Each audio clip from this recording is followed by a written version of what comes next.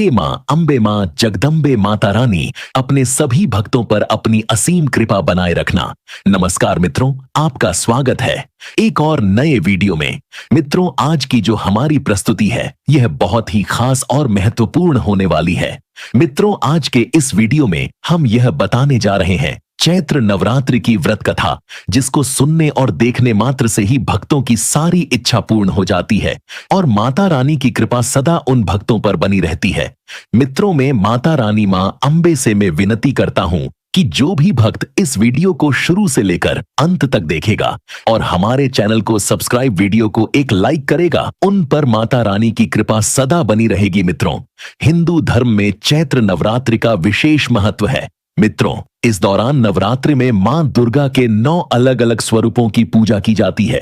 मित्रों, मां दुर्गा को प्रसन्न करने के लिए नवरात्रि के दिन सबसे अच्छे माने जाते हैं। मित्रों, दरअसल इन दिनों जो भक्त सच्चे मन से मां दुर्गा के सभी स्वरूपों की पूजा करता है, उसकी सारी इच्छाएं मां दुर्गा पूरी करती हैं। मित्रों, 9 दिनों तक माता रानी की पूजा अर्चना के साथ व्रत कथा भी जरूर सुनना चाहिए।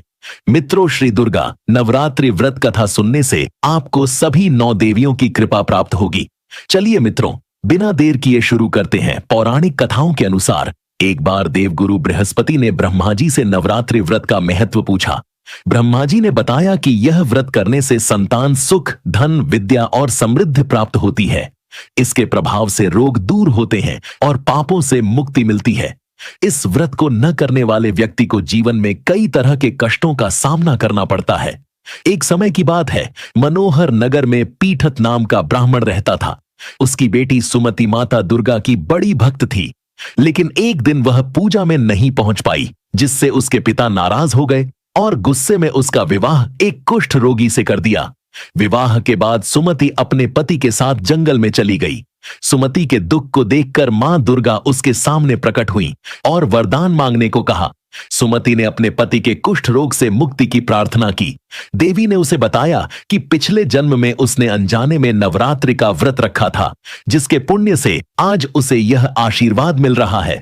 मां दुर्गा की कृपा से उसका पति ठीक हो गया और वे सुखी जीवन जीने लगे। मां दुर्गा ने सुमति को नवरात्रि व्रत की विधि भी बताई। इस व्रत में 9 दिनों तक मां दुर्गा की पूजा करनी चाहिए। यदि पूरे दिन व्रत रखना कठिन हो तो एक समय भोजन किया जा सकता है।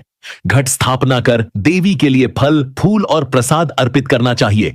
व्रत के अंतिम दिन हवन और कन्या पूजन करने से विशेष फल प्राप्त होता है। बृहस्पति जी बोले, हे ब्रह्मा जी, आप अत्यंत बुद्धिमान, सर्वशास्त्र और चारों वेदों को जानने वालों में श्रेष्ठ हो।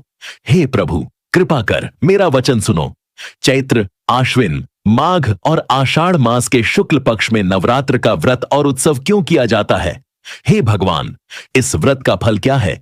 किस प्रकार करना उचित है? और पहले इस व्रत को किसने किया? सो विस्तार से कहो। बृहस्पति जी का ऐसा प्रश्न सुनकर ब्रह्मा जी कहने लगे, हे बृहस्पति, प्राणियों का हित करने की इच्छा से तुमने बहुत ही अच्छा प्रश्न किया है। जो मनुष्य मनोरथ पूर्ण करने वाली दुर्गा, महादेवी, सूर्य और नारायण को ध्यान करते हैं, वे मनुष्य धन्य हैं।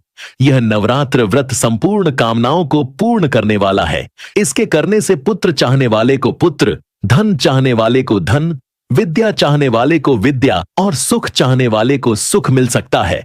इस व्रत को करने से रोगी मनुष्य का रोग दूर हो जाता है और कारागार में पड़ा हुआ मनुष्य बंधन से छूट जाता है। मनुष्य की तमाम विपत्तियां दूर हो जाती हैं और उसके घर में संपूर्ण संपत्तियां आकार उपस्थित हो जाती हैं। बंध्या और काक बंध्या के इस व्रत के करने से पुत्र हो जाता है। समस्त पापों को दूर करने वाले इस व्रत के करने से ऐसा कौन सा मनोरथ है जो सिद्ध नहीं हो सकता? यदि व्रत करने वाला मनुष्य सारे दिन का उपवास न कर सके तो एक समय भोजन करे और उस दिन बांधवों सहित नवरात्रि व्रत की कथा श्रवण करे। हे बृहस्पति, जिसने पहले इस महाव्रत को किया है, उसका पवित्र इतिहास मैं तुम्हें सुनाता हूं। तुम सावधान होकर सुनो। इस प्रकार ब्रह्मा जी के वचन सुनकर बृहस्पति जी एयूएम बोले, हे ब्राह्मण, मनुष्यों को कल्याण करने वाले इस व्रत के इतिहास को मेरे लिए कहा। मैं सावधान होकर सुन एयूएम रहा हूं। आपकी शरण आए हुए मुझ पर कृपा करो। ब्रह्मा जी बोले, पीठत नाम के मनोहर नगर में एक अनाथ नाम का ब्राह्मण रहता था। वह भगवती दुर्गा का भक्त था। उसके संपूर्ण सद्गुणों से युक्त मानो ब्रह्मा की सबसे पहली रचना हो। ऐसी यथार्थ नाम वाली सुमति नाम की एक अत्यंत सुंदर कन्या पैदा हुई।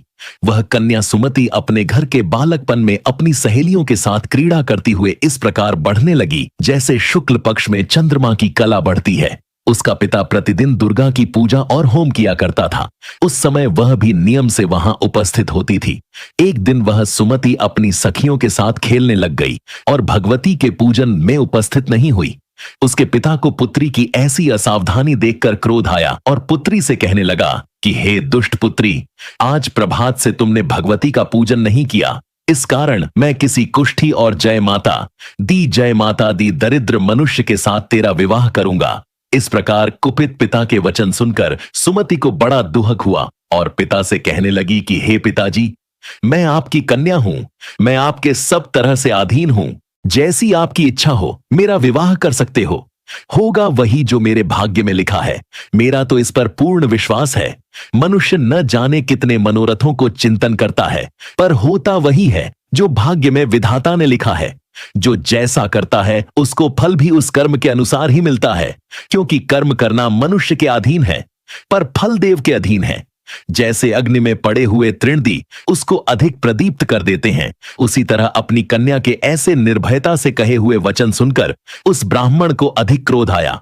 तब उसने अपनी कन्या का एक कुष्ठी के साथ विवाह कर एयूएम दिया और अत्यंत क्रुद्ध होकर पुत्री से कहने लगा कि जाओ जाओ, जल्दी जाओ, अपने कर्म का फल भोगो। देखें केवल भाग्य भरोसे पर रहकर क्या करती है। सब प्रकार से कहे हुए पिता के कटु वचनों को सुनकर सुमति अपने मन में विचार करने लगी कि अहो, मेरा बड़ा दुर्भाग्य है जिससे मुझे ऐसा पति मिला। इस तरह अपने दुख का विचार करती हुई वह सुमति अपने पति के साथ वन चली गई और भयानक वन में कुशायुक्त उस स्थान पर उन्होंने वह रात बड़े कष्ट से व्यतीत की। उस गरीब बालिका की ऐसी दशा देखकर भगवती पूर्व पुण्य के प्रभाव से प्रकट होकर सुमति से कहने लगी कि हे ब्राह्मणी, मैं तुम पर प्रसन्न हूं। तुम जो चाहो वरदान मांग सकती हो। मैं प्रसन्न होने पर मनोवांछित फल देने वाली हूं। इस प्रकार भगवती दुर्गा का वचन सुनकर ब्राह्मणी कहने लगी कि आप कौन हैं जो मुझ पर प्रसन्न हुई हो। यह सब मेरे लिए कहा और अपनी कृपा दृष्टि से मुझ दासी को कृतार्थ करो। ऐसा ब्राह्मणी का वचन सुनकर देवी कहने लगी कि मैं आदि शक्ति हूं और मैं ही ब्रह्मा, विद्या और सरस्वती हूं। मैं प्रसन्न होने पर प्राणियों को दुख दूर कर उसको सुख प्रदान करती हूं। हे ब्राह्मणी, मैं तुम पर तेरे पूर्व जन्म के पुण्य के प्रभाव से प्रसन्न हूं। तुम्हारे पूर्व जन्म का वृत्तांत सुनाती हूं। सुनो, तू पूर्व जन्म में निषाद भील की स्त्री थी और अति पतिव्रता थी। एक दिन तेरे पति निषाद ने चोरी करने के कारण तुम दोनों को सिपाहियों ने पकड़ लिया और ले जाकर जेलखाने में कैद कर दिया। उन लोगों ने तेरे को और तेरे पति को भोजन भी नहीं दिया। इस प्रकार नवरात्र के दिनों में तुमने न तो कुछ खाया और न जल ही पिया, इसलिए 9 दिन तक नवरात्र का व्रत हो गया। हे ब्राह्मणी, उन दिनों में जो व्रत हुआ उस व्रत के प्रभाव से प्रसन्न होकर तुम्हें मनोवांछित वस्तु दे रही हूं। तुम्हारी एयूएम जो इच्छा हो सो मांगो। इस प्रकार दुर्गा के कहे वचन सुनकर ब्राह्मणी बोली कि अगर आप मुझ पर प्रसन्न हैं तो हे दुर्गे, आपको प्रणाम करती हूं। कृपा करके मरे पति के कोढ़ को दूर करो। देवी कहने लगी कि उन दिनों में जो तुमने व्रत किया था उस व्रत के एक दिन का पुण्य अपने पति का कोढ़ दूर होने के लिए अर्पण करो। मेरे प्रभाव से तेरा पति कोढ़ से रहित और सोने के समान शरीर वाला हो जाएगा। ब्रह्मा जी बोले। इस प्रकार देवी का वचन सुनकर वह ब्राह्मणी बहुत प्रसन्न हुई और पति को निरोग करने की इच्छा से ठीक है ऐसे बोली। तब तक उसके पति का शरीर भगवती दुर्गा की कृपा से कुष्ठहीन होकर अति कांति युक्त हो गया, जिसकी कांति के सामने चंद्रमा की कांति भी क्षीण हो जाती है। वह ब्राह्मणी पति की मनोहर देह को देखकर देवी को अति पराक्रमी वाली समझकर स्तुति करने लगी कि हे दुर्गे, आप दुर्गत को दूर करने वाली, तीनों जगत का संताप हरने वाली, समस्त दुहकों को दूर करने वाली, रोगी मनुष्य को निरोग करने वाली, प्रसन्न होने पर मनोवांछित वस्तु को देने वाली और दुष्ट मनुष्य का नाश करने वाली हो। तुम ही सारे जगत की माता और पिता हो। हे अम्बे, मुझ अपराध रहित अबला की मरे पिता ने कुष्ठ के साथ विवाह कर मुझे घर से निकाल दिया। उसकी निकाली हुई मैं पृथ्वी पर घूमने लगी। आपने ही मेरा इस आपत्ति रूपी समुद्र से उद्धार किया है। हे देवी, आपको प्रणाम करती हूं, मुझ दीन की रक्षा करो। ब्रह्मा जी बोले कि हे बृहस्पति, इसी प्रकार उस सुमति ने मन से देवी की बहुत स्तुति की। उससे की हुई स्तुति सुनकर देवी को बहुत संतोष हुआ और ब्राह्मणी से कहने लगी कि हे ब्राह्मणी, तुम्हारे उदायल नाम का एक अति बुद्धिमान, धनवान, कीर्तिवान और जितेंद्रिय पुत्र शीघ्र ही होगा। ऐसा एयूएम कहकर वह देवी उस ब्राह्मणी से फिर कहने लगी कि हे ब्राह्मणी, और जो कुछ तेरी इच्छा हो वही मनोवांछित वस्तु तुम मांग सकती हो। ऐसा भगवती दुर्गा का वचन सुनकर सुमति बोली कि हे भगवती दुर्गे, अगर आप मेरे पर प्रसन्न हैं तो कृपा कर मुझे नवरात्र विधि बताइए। हे दयावती, जिस विधि से नवरात्र व्रत करने से आप प्रसन्न होती हैं, उस विधि और उसके फल को मेरे लिए विस्तार से वर्णन करें। इस प्रकार ब्राह्मणी के वचन सुनकर दुर्गा कहने लगी कि हे ब्राह्मणी, मैं तुम्हारे लिए संपूर्ण पापों को दूर करने वाली नवरात्र व्रत विधि को बतलाती हूं, जिसको सुनने से तमाम पापों से छूटकर मोक्ष की प्राप्ति हो जाती है। आश्विन मास के शुक्ल पक्ष की प्रतिपदा से लेकर 9 दिन तक विधि पूर्वक व्रत करें। यदि दिन भर का व्रत न कर सके तो एक समय का भोजन करें। पढ़े लिखे ब्राह्मणों से पूछकर घट स्थापना करें और वाटिका बनाकर उसको प्रतिदिन जल से सींचें। महाकाली, महालक्ष्मी और महासरस्वती की मूर्तियां बनाकर उसकी नित्य विधि सहित पूजा करें और पुष्पों से विधि पूर्वक अर्घ्य दें।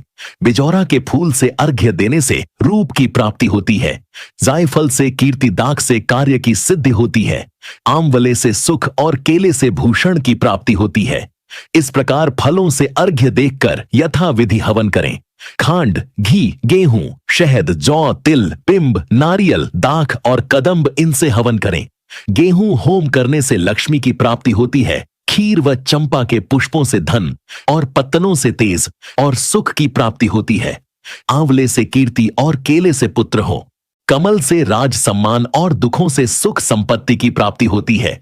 व्रत करने वाला मनुष्य इस विधान से होम कर आचार्य को अत्यंत नम्रता के साथ प्रणाम करे और यज्ञ की सिद्धि के लिए उसे दक्षिणा दे। इस महाव्रत को पहले बताई हुई विधि के अनुसार जो कोई करता है, उसके सब मनोरथ सिद्ध हो जाते हैं। इसमें तनिक भी संशय नहीं है। इन 9 दिनों में जो कुछ दान आदि दिया जाता है, उसका करोड़ों गुना फल मिलता है।